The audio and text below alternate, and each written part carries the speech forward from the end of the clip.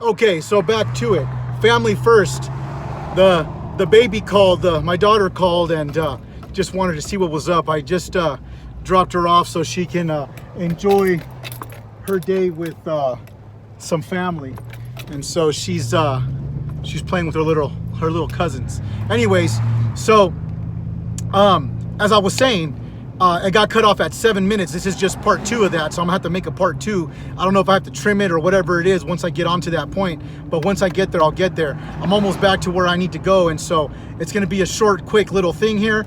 But what I'm saying is, here we are. The sun's coming out. The rain has stopped. You know, we're coming to the curve of this thing, and we're definitely getting out of it. Some of us have been inconvenienced, yes. You know, we understand that there's an inconvenience to the situation that's happened. Some of us have been affected, you know, emotionally, physically, and you know, you name it. Whatever you want to call it, whatever it is that you're going through, it's a real thing. And so there's a lot of post-traumatic stress that's going to happen behind this, because a lot of people were thinking that they were going to get, you know, they were going to get got. You know, and when people think about getting got, it creates tension and issues within our body. We have to understand these things, and most of us don't, because we've never been taught about these things. And so it's just like anything else. No matter how much, this is why training is so important in all aspects. And this is kind of a training thing for us, because this is one of those things where, you know, in my lifetime, this is the first time we have such a huge issue where the whole country has to get, you know, shut down for the things that are happening around us. And so, you know, is it the first of many? Well, I'm thinking that it probably is, right? Now, does it mean that we have to worry about it? Absolutely not. But do we have to be prepared for it? Absolutely. And so it just goes back to what's coming next, right? And so we're coming out and we're coming down, and then at the same time, it's going to level itself off, right? But once it levels itself off, what's next, right? I'm not thinking about what already happened. I'm thinking about what's going on today, what I'm doing today, and what's coming if I even get to that point, right? And so I'm preparing for it, because I'm hoping that I get to that point. My goal is to get to that point, to the end game of my game, whatever it is that I'm supposed to be doing in the time that I have left, right? And so this is how we should all be thinking, preparing for what's next, right? And so as we move forward right now, what we're doing as a ministry is we're saying that we're ministry of ministries. This is what we talk about. This is us, Evangels MC. We're the ministry of ministries, you know, the leaders of leaders, right? And so what does that mean? Well, I invite you to come and find out. I invite you to come and find out what I'm talking about. Instead of judging it and saying this guy is crazy or whatever it is, you can say all those things that you want. I got something for that ass if you want to keep playing that game with me, because I ain't the one. I ain't the one to play that game, but I am the one if you want to keep going that route with me. Because it doesn't matter to me what you say or what you do, because I can see it in the fruits, and I understand where you're coming from. And if I understand where you're coming from, I will call your ass out on it. Just like I expect those to call my ass out on situations that I may be wrong on. Okay, this is not about a tyranny. I'm not a tyrant here, right? It's not all about me, and it's not about me. It's not even about me.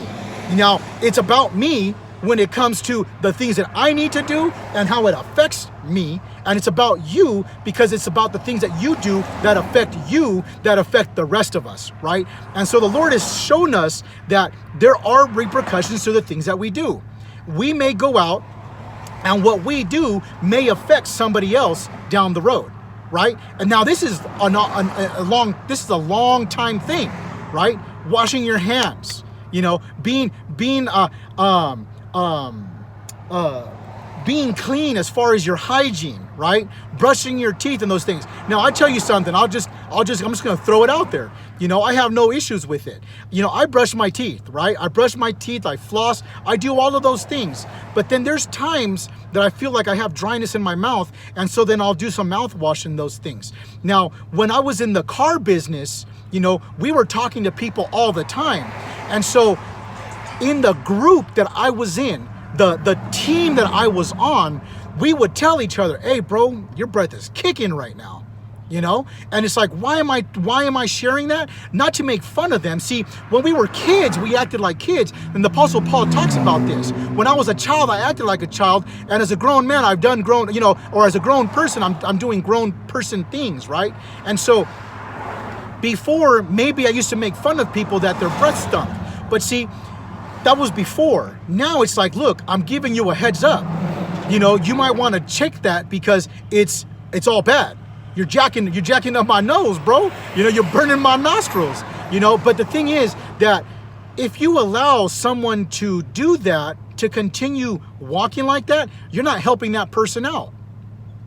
Because that person might not even know that their breath stinks unless someone is telling them, right? If someone doesn't bring it up, then that person's going to continue walking around jacking everybody up.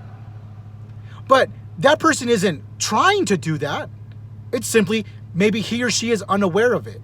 And so it's not like calling them out in front of everybody. Hey, bro, your breast, you know, there's just ways of doing things, right? And if you are grown enough to understand the way I'm telling you, you know, it's like, don't be retarded.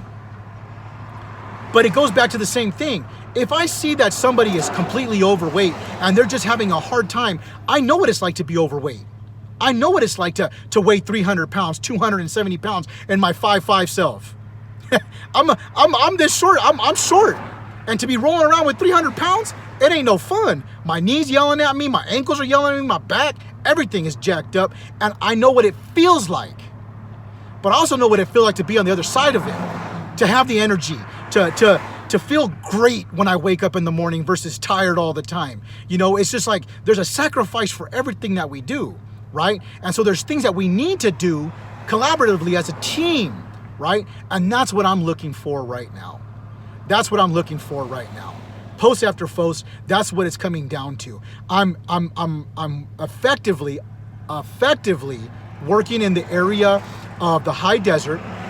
I'm in the Barstow area right now, but we can touch many areas because we've learned that virtually we can do anything. Virtually we can do everything. You can define that any which way you want.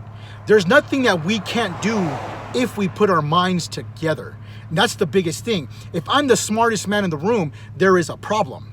And so I need to surround myself by people that are smarter than me, because those people that are smarter than me, I can drop an idea on and they can create the idea that I have in my head. Those people that I need for that situation.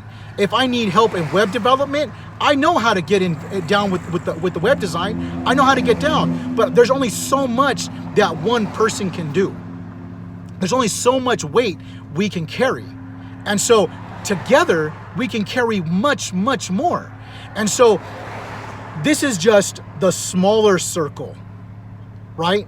And so right now I am looking for those people that are feeling the calling to do something more and better, to really step into heaven on earth, to enjoy the abundance that the Lord has given us today, right now.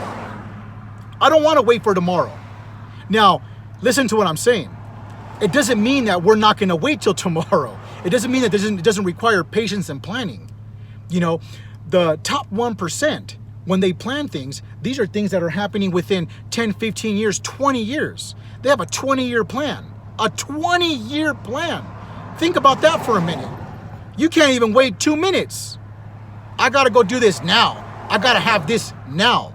Well, we all want to have things now. I was in the desert the other day. I'm rolling around. You know, me and my young one, we're walking, right? I'd love to have my other kids with me, but that's their decision. I want them with me. There's the want and the need to have them with me, but they're doing something else, and it's their decision if they want to be around me. My young one wants to be around me all the time. So where's she at? She's with me. I'm allowing these things to happen, right? And so I'm sitting there and we're walking in the desert because we love to walk in the desert. We're walking over by the dunes. We're walking in the sand dunes, and then boom, you got a couple of dirt bikes rolling by. You got a couple of quads rolling by. You got a couple of